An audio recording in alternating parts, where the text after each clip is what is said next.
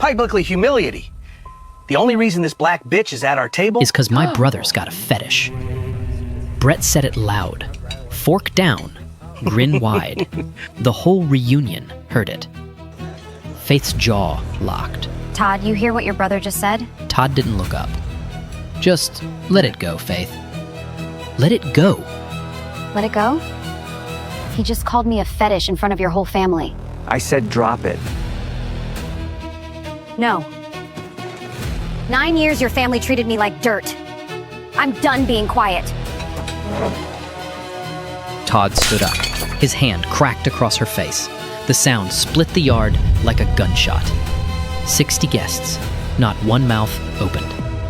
Brett laughed. Guess the dog needed training after all. But what none of them knew was this. In less than 3 hours, Faith's face would appear on national television. And every single person at that table would choke on their silence. Whew. Let me take you back to the beginning. Because how Faith got to that table, that's the real story. Now let me take you back. Before the slap, before the blood rushed to Faith's cheek, before 60 forks stopped moving. Let me tell you how Faith Underwood ended up at that table in the first place. The Anderson estate sat on 40 acres of Virginia countryside. White fences, oak trees lining a gravel driveway so long you could lose cell signal halfway through. A colonial farmhouse passed down 3 generations, built on old money and older pride. Every 4th of July, the Andersons threw their reunion. Tents, buffet tables, a hired barbecue crew smoking ribs since sunrise, a country band on a wooden stage, American flags hanging from every post. Picture perfect, postcard ready. About 80 guests showed up that year. Neighbors, old friends, a couple local politicians shaking hands. Almost every face was white. Almost every handshake came with a last name that had been in that county for 100 years. And then there was Faith. Faith Underwood, black woman, early 40s, wore a linen sundress and small gold earrings, carried a peach cobbler she baked at 5 that morning, her Mama Naomi's recipe. The same cobbler she brought every single year for 9 years straight. 9 years. That's how long she'd been married to Todd Anderson. See, here's what you need to understand about Todd. When he met Faith, he was 29, working a dead-end desk job at a small bank in Richmond. No direction, no ambition. Faith was already a rising reporter at a local news station. Sharp, beautiful, driven. Todd was fascinated by her. But Todd didn't fall in love with Faith. He fell in love with what she gave him. Attention, status, a woman who made him look interesting at parties, a woman whose success reflected on him. His family hated it from day one. Eleanor Anderson, Todd's mother, sat him down the week he proposed. She didn't yell. She didn't cry. She just said, cold and flat, "You can date whoever you want, but an Anderson does not marry a black woman. That is not what this family is." Todd married Faith anyway, but not because he was brave, because he was stubborn.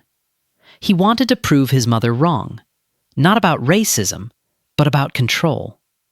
He didn't defend Faith. He used her. And every year that passed, Todd changed. Or maybe he just stopped pretending.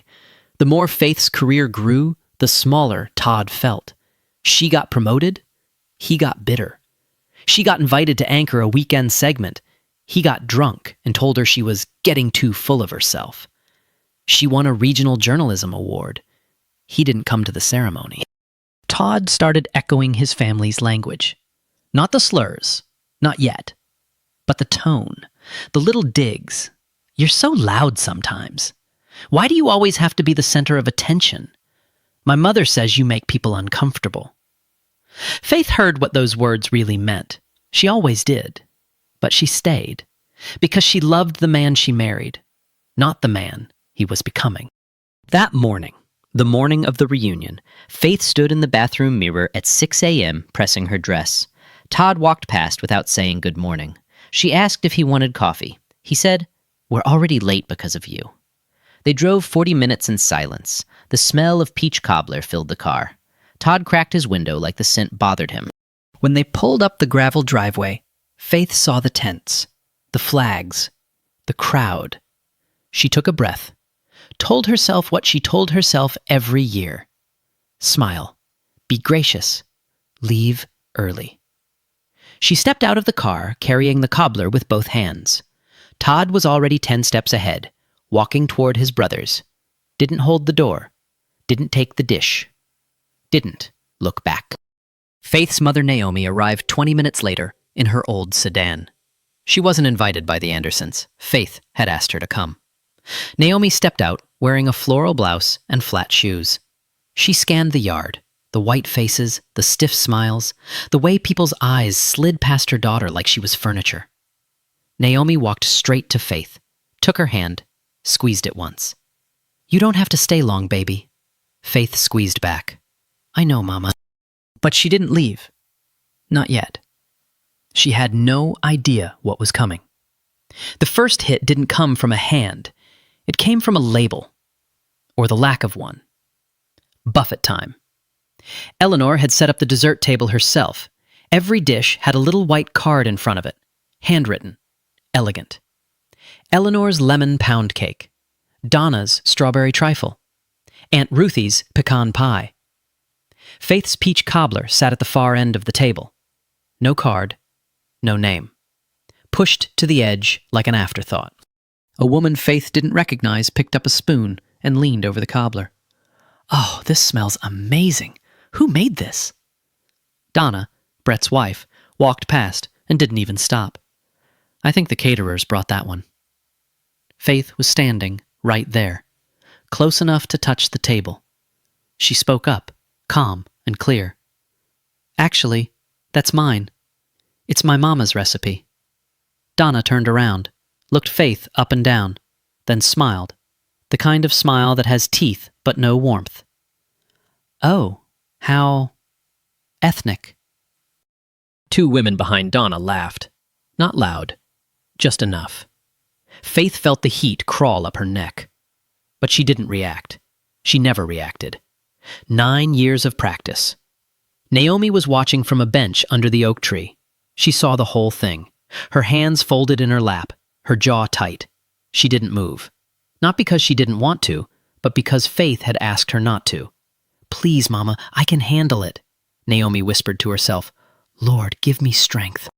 The cobbler was gone in 20 minutes, every last bite. No one complimented Faith. Not once.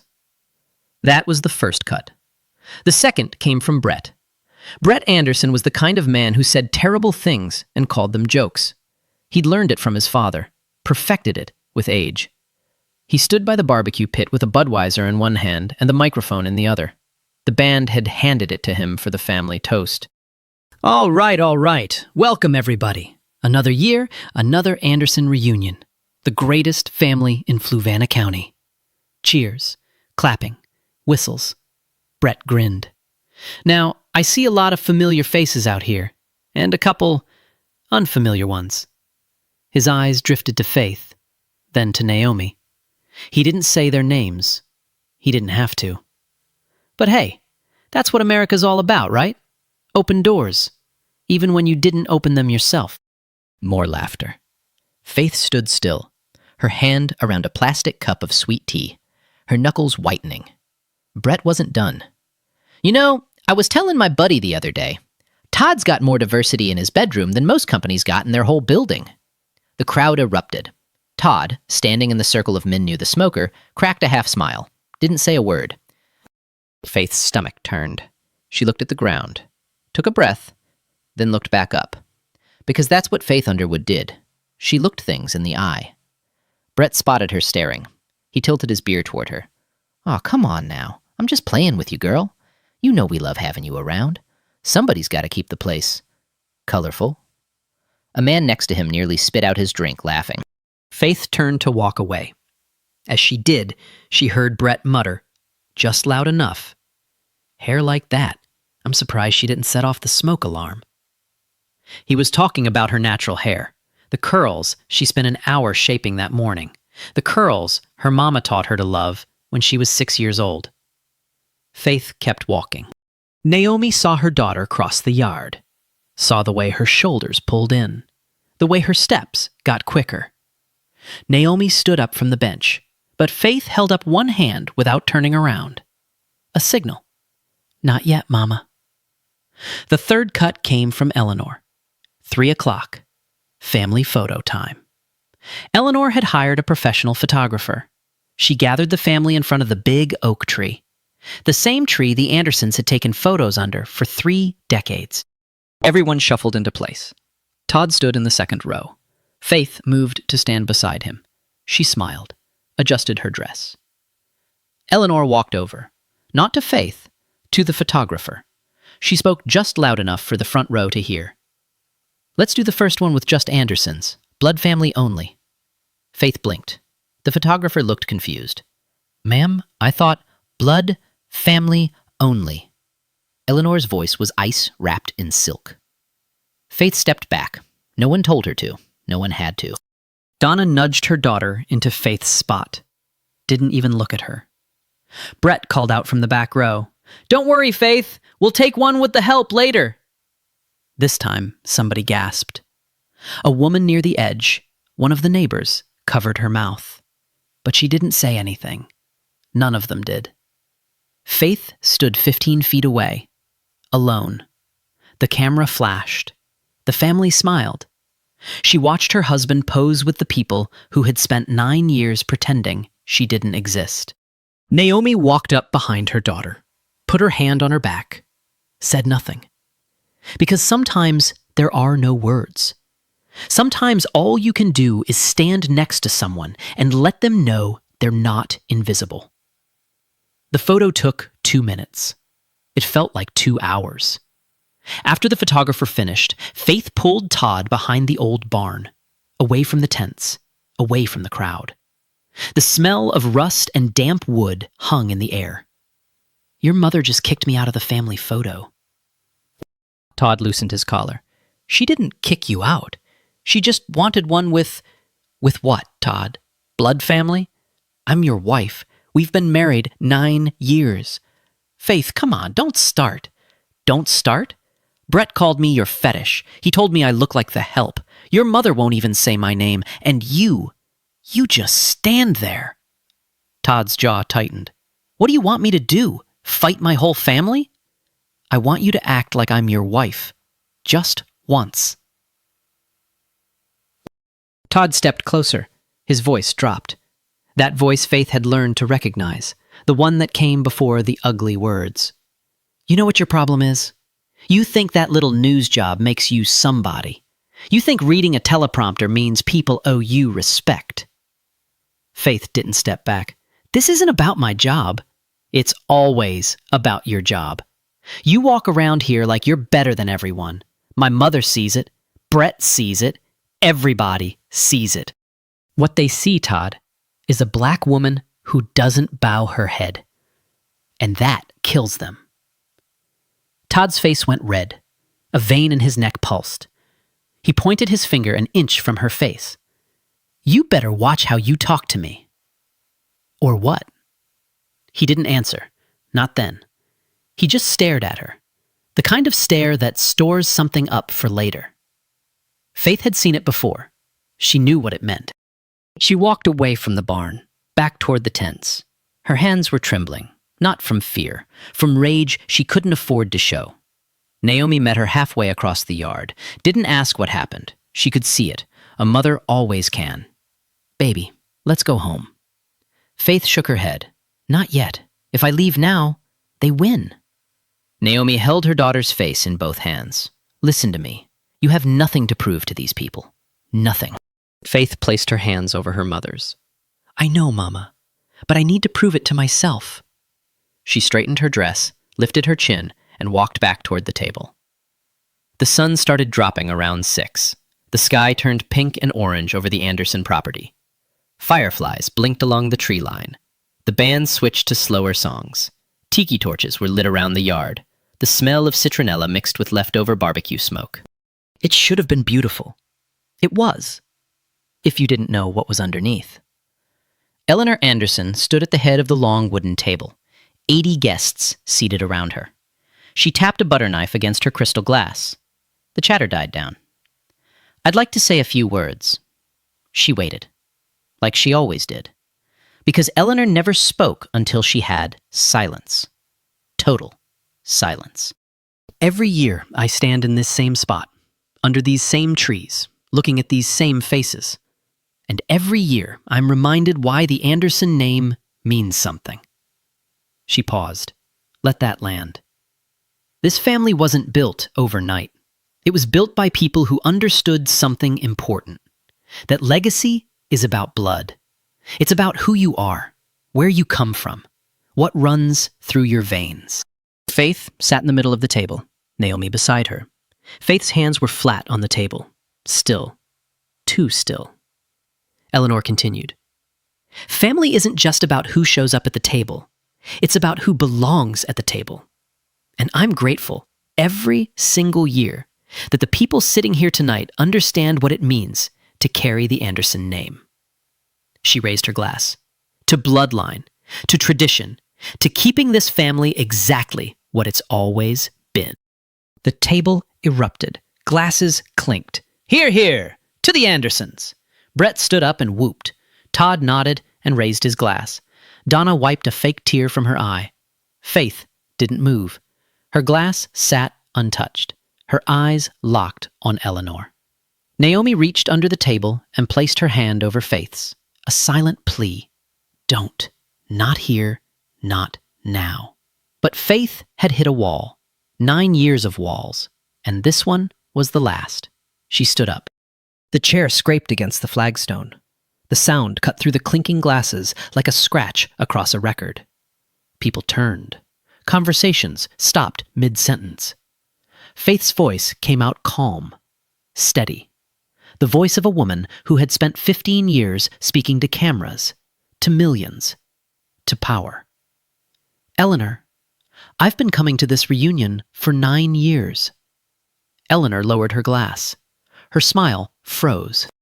9 years I brought food to this table. 9 years I showed up, dressed right, said please and thank you.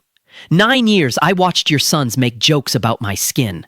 9 years I stood in the back of your family photos. 9 years I bit my tongue so hard it bled."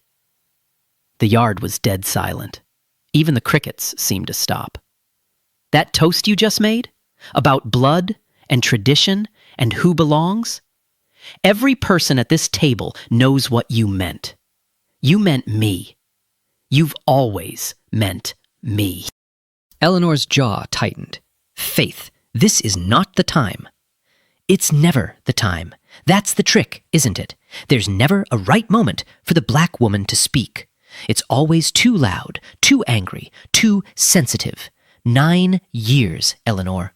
I gave this family 9 years of silence, and I'm done." Brett slammed his palm on the table. "Oh, here we go. The race card. Right on schedule."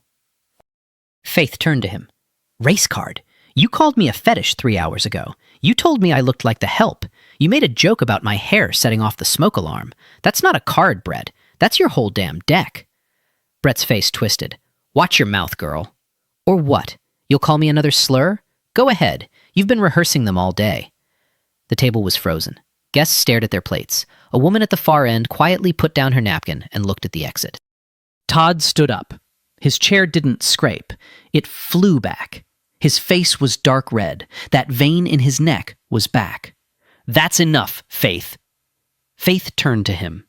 The man she'd loved for 9 years. The man who never once stood between her and his family's cruelty. "Enough?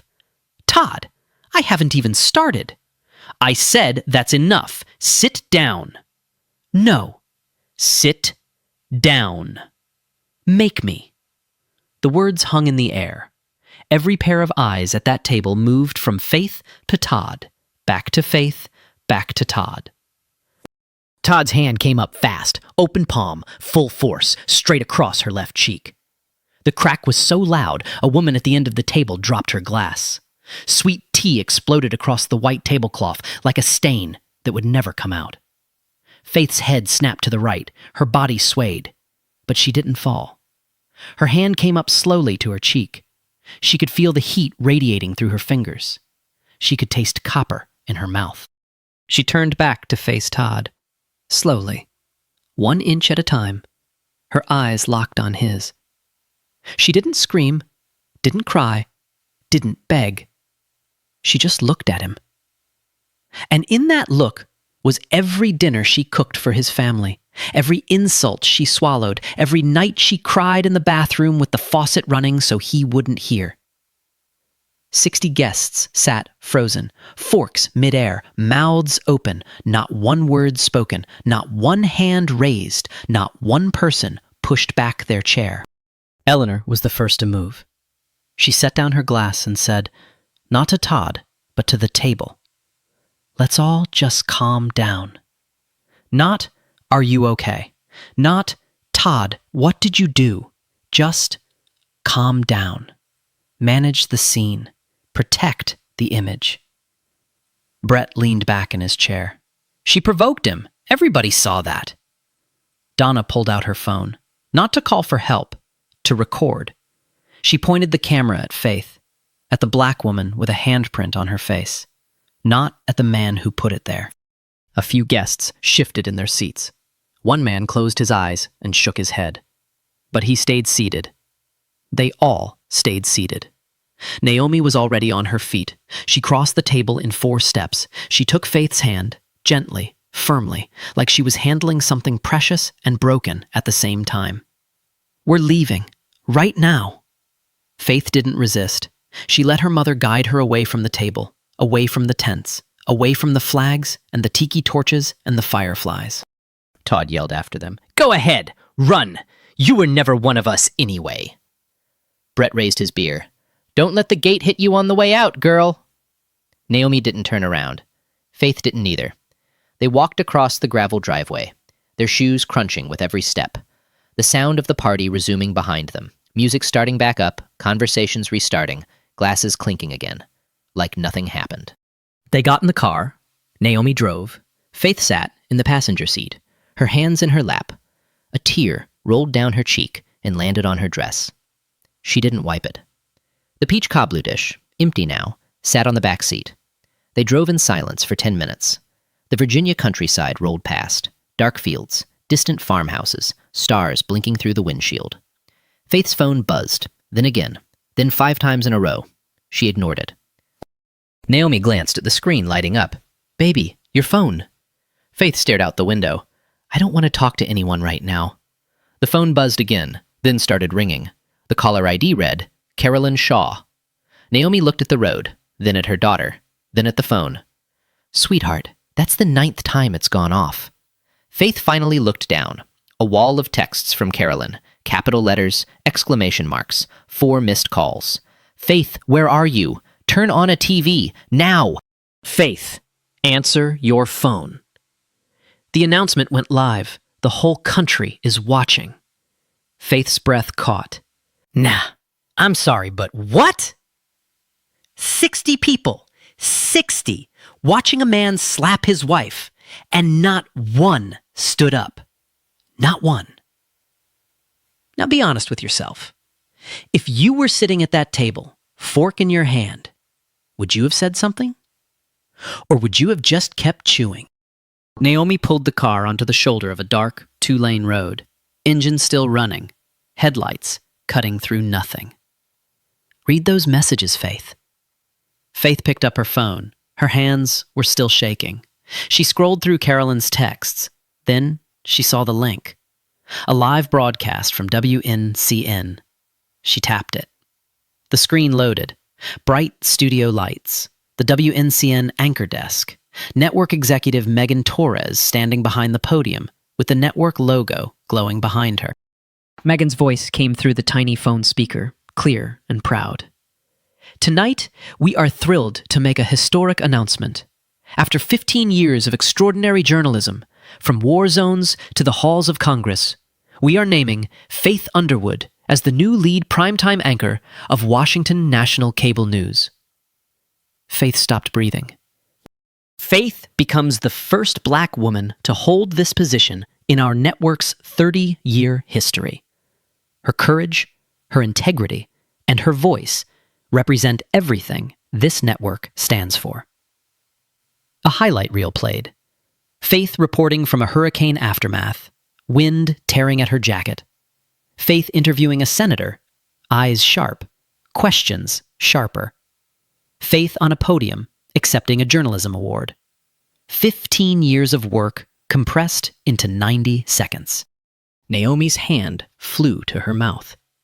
Tears spilled down her cheeks before she could even speak. She grabbed her daughter's arm and squeezed. Baby, that's you. Faith stared at the screen. The woman on that broadcast looked powerful, confident, unbreakable.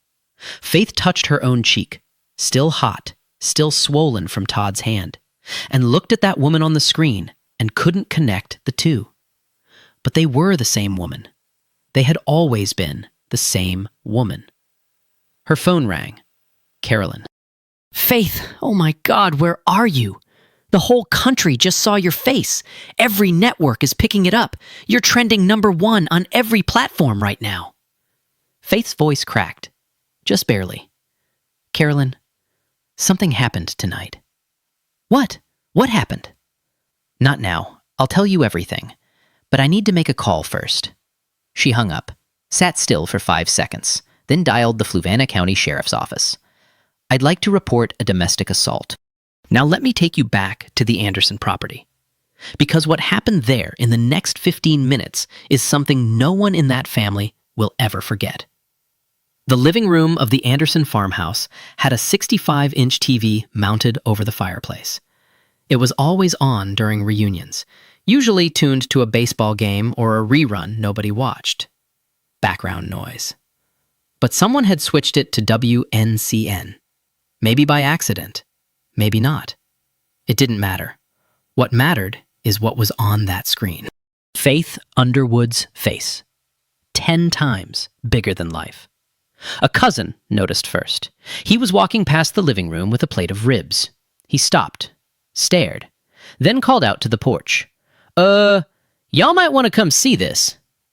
People trickled in, 2 at a time, then 5, then everyone. The highlight reel was still playing. Faith in the field. Faith on camera. Faith shaking hands with network executives. Faith's name in gold letters across the bottom of the screen. Faith Underwood, new lead anchor, WNCN, primetime. Brett was the first Anderson to enter the room. His beer was halfway to his mouth. It stayed there, frozen. Eleanor walked in behind him. She saw the screen, her face drained of color. Every shade of fake composure melted off her like candle wax. Todd pushed through the doorway last. He still had red on his knuckles. He looked up at the TV and saw his wife's face, smiling, radiant, celebrated, filling the screen wall to wall. The room was packed. 40 people crammed into a living room built for 15, and not one of them made a sound. Patricia Graves, the local councilwoman who'd been quiet all evening, stood near the window. She turned to Todd. Her voice cut through the silence like a scalpel. That's your wife, Todd. Todd didn't move. That woman on that screen, the one the whole country is celebrating right now, is the same woman you slapped at this table an hour ago. Todd opened his mouth. It's just a news thing. She reads a teleprompter. It's not... She just became the face of the most watched cable news network in this country. And you hit her. In front of all of us. Eleanor stepped forward. Patricia, this is a family matter. Eleanor, I'm a public official. I just watched your son commit assault in front of 60 witnesses. This stopped being a family matter the second his hand touched her face. Nobody backed Patricia up, but nobody argued with her either. The room just stood there, mouths open, eyes on the screen, 60 people finally understanding the weight of what they'd witnessed. The woman they ignored, the woman they mocked, the woman Brett called a dog. The woman Donna recorded like evidence against a criminal. The woman Eleanor cut out of the family photo. That woman was now the most talked about journalist in America, and every single person in that room had watched her husband slap her and done absolutely nothing. The TV kept playing. Faith's face kept shining, and the silence in that living room was so thick you could choke on it.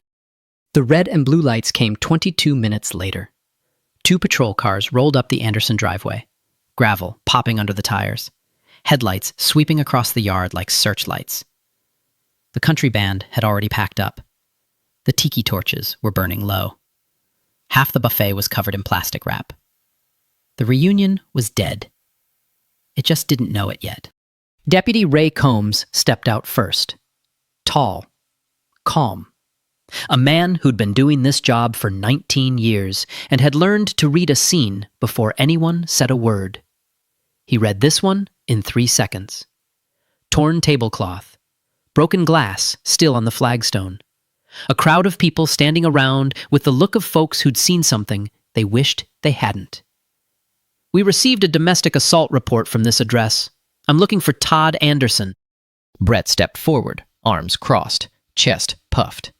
Officer, this is private property. Whatever you heard, it was a misunderstanding. Deputy Combs didn't even look at him. Sir, I'm not talking to you. I'm looking for Todd Anderson. Todd came out from the living room, hands in his pockets. He'd splashed water on his face, changed his shirt. Like that mattered. That's me. Look, officer, I don't know what my wife told you, but she was out of line. She disrespected my whole family. I barely touched her. Combs pulled a notepad from his chest pocket. Mr. Anderson, I'm going to need you to walk me through exactly what happened tonight. Nothing happened. She got emotional. I calmed her down. That's it. You calmed her down how? Todd hesitated.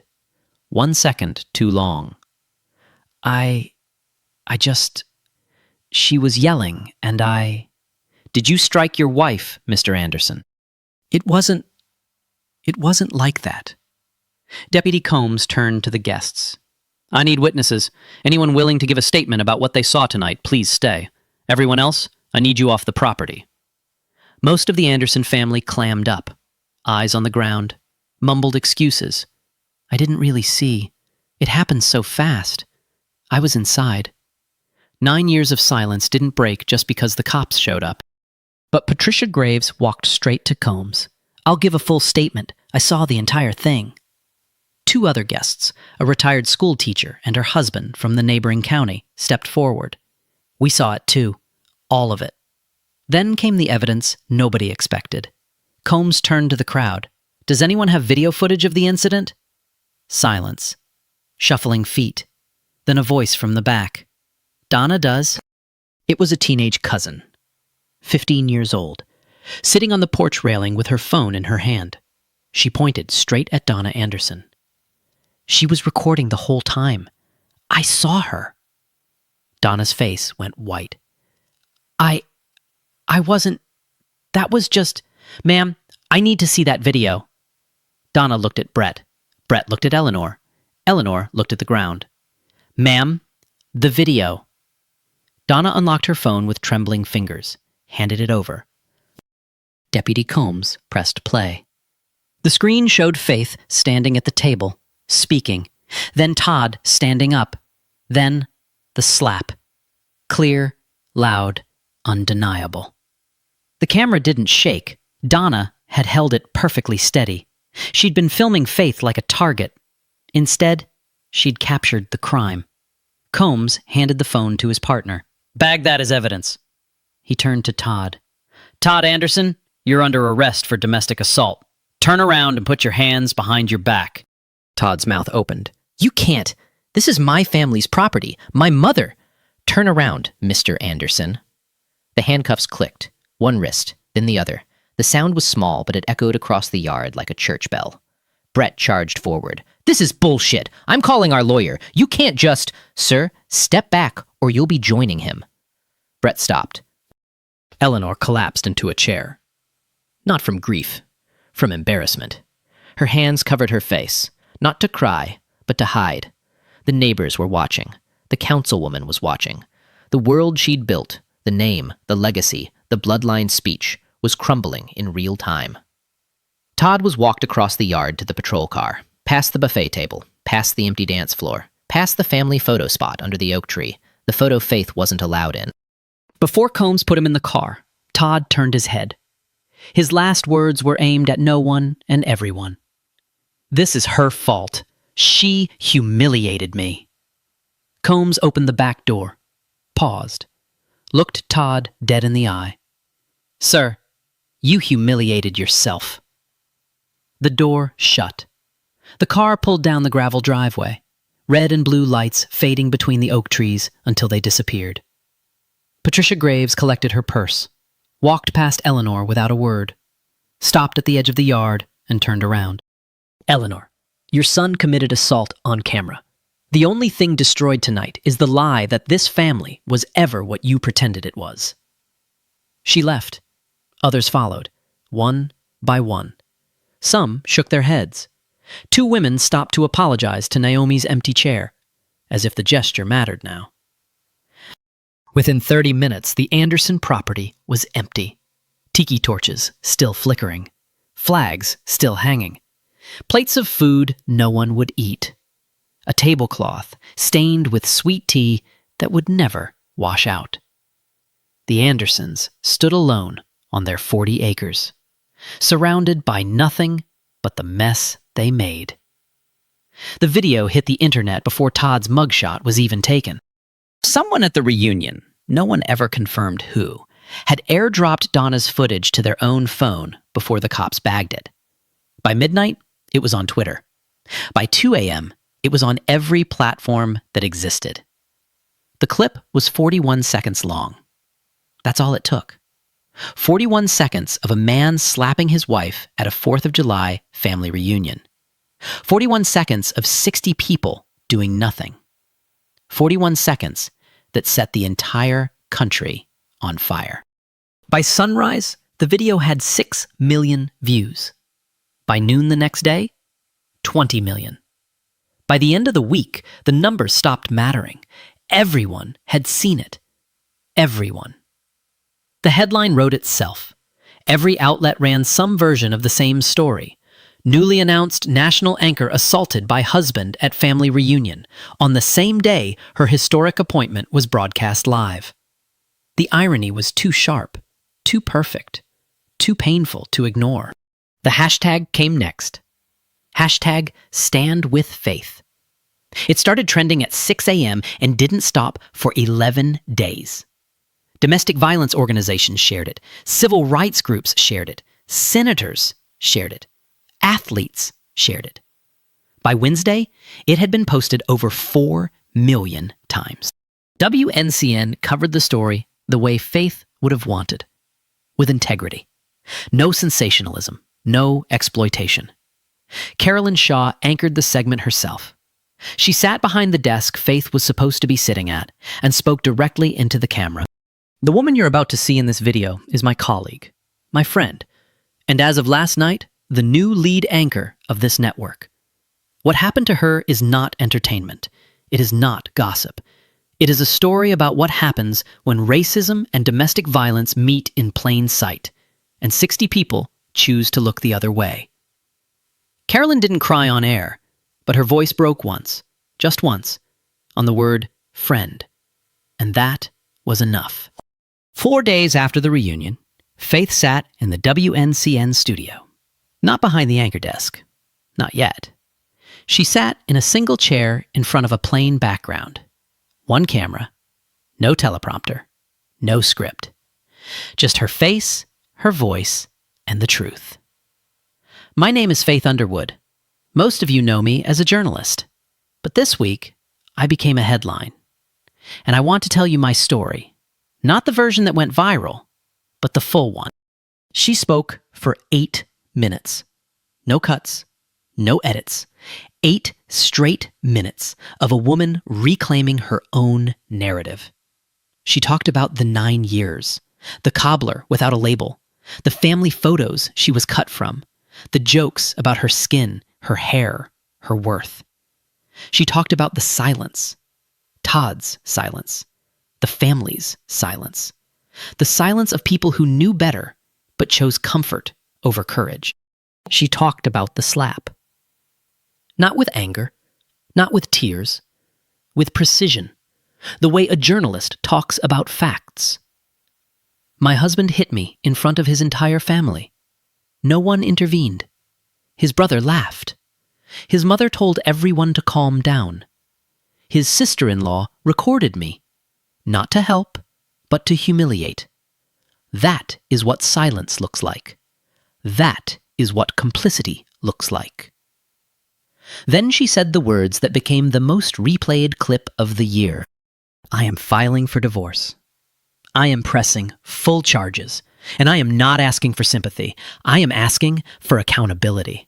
Not just for Todd, but for every person who sat at that table and chose their potato salad over a woman's safety. The video hit 50 million views in 3 days. Faith didn't name-call, didn't scream, didn't beg. Her dignity was her weapon, and it cut deeper than any slur Brett Anderson ever threw. The legal process moved fast, faster than anyone expected. Todd was charged with felony domestic assault. Not a misdemeanor, felony. The prosecutor argued elevation based on 3 factors: the public nature of the attack, the video evidence, and the corroborating testimony of multiple witnesses, including an elected official. Todd's lawyer tried every trick in the book. He called it a momentary lapse in judgment. He called Faith verbally provocative. He called the video taken out of context. The judge wasn't buying it. Neither was the jury. The trial lasted 4 days. The courtroom was packed. National press filled every seat. Cameras weren't allowed inside, but sketch artists captured every moment. Day 1. The prosecution played Donna's video, full screen, full audio. The jury watched in silence. One juror, a woman in her 50s, closed her eyes when the slap landed.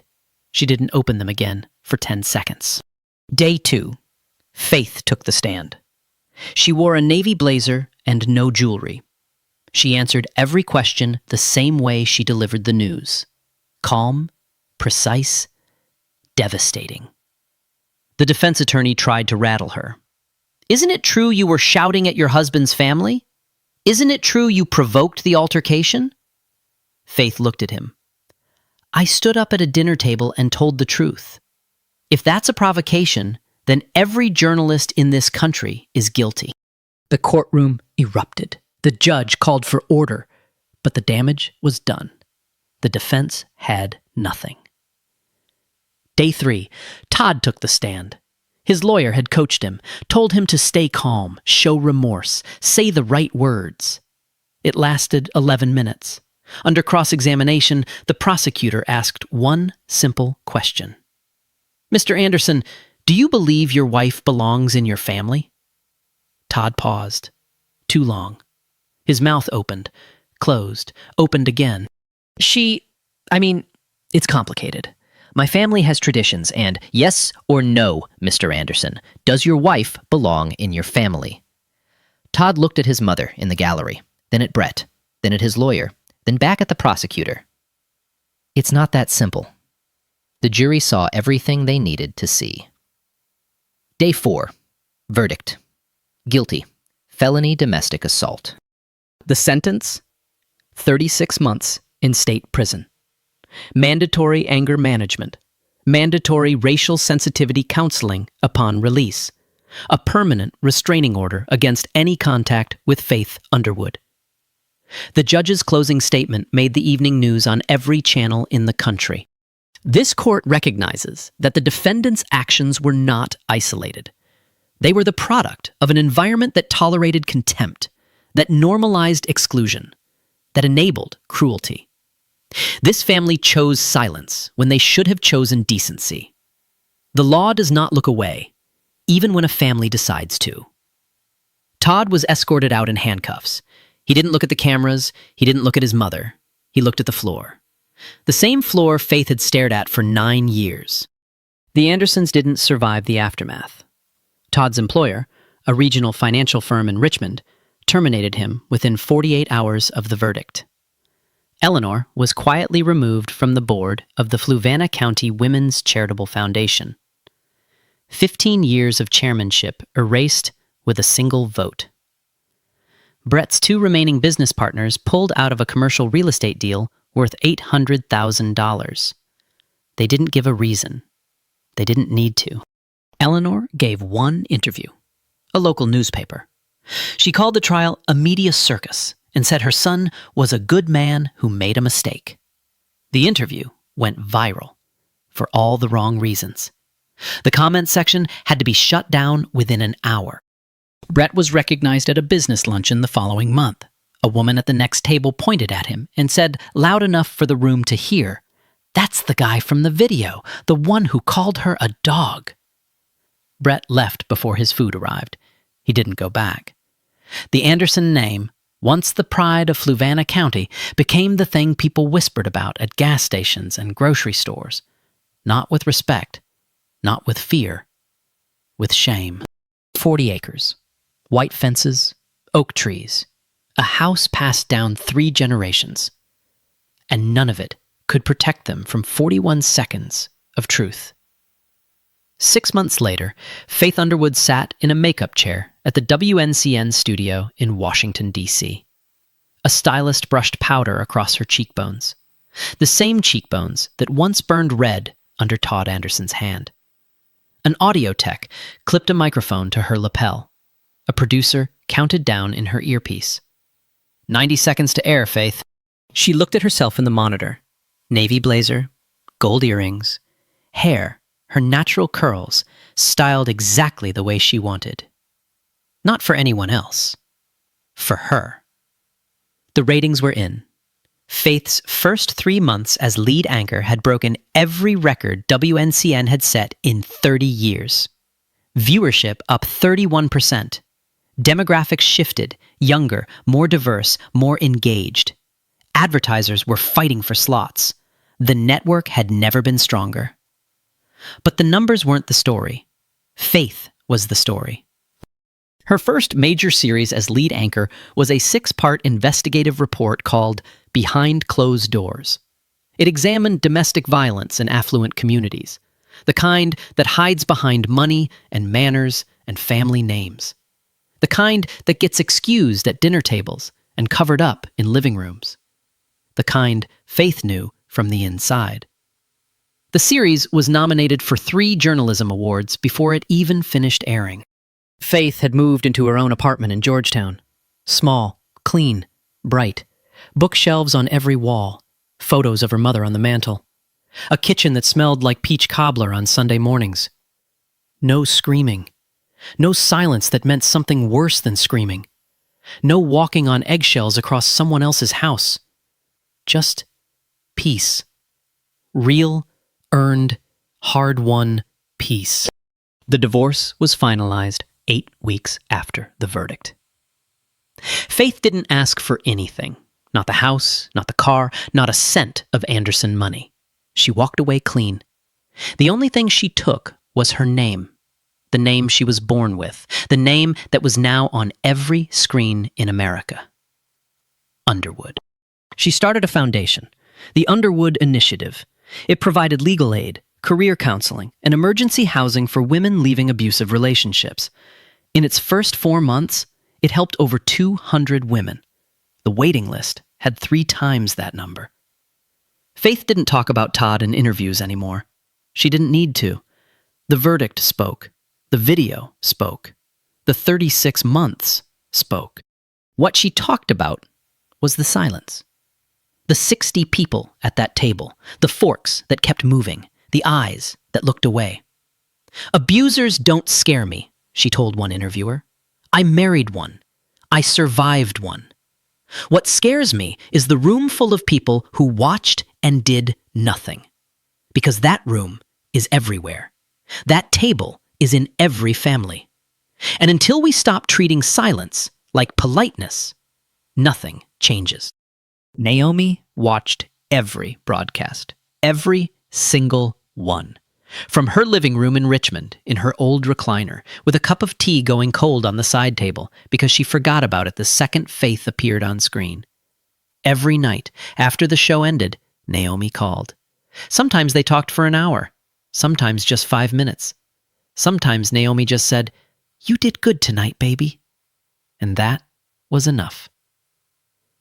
The last scene. 9:58 p.m., 2 minutes to air. Faith sat in the anchor chair. The studio lights were hot on her face. The teleprompter glowed green.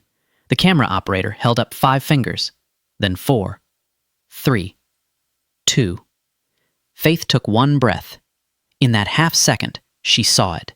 Not on the monitor, in her mind. A woman standing at the edge of a family photo, arms at her sides, cut from the frame, invisible. She blinked. The red light came on. And Faith Underwood spoke to the nation. Not from the margins. Not from the back row. Not from the edge of someone else's table. From the center. Back in Richmond, Naomi leaned forward in her recliner. Tea forgotten, eyes shining. She pressed her hand against the TV screen, just for a second, and whispered, "Man, this story is fiction. But that silence? That's real. 60 people watching a man slap his wife, and nobody said a word." Now imagine you were at that table. What would you do? Tell me in the comments. And if this hit you, like, share, subscribe. Simple.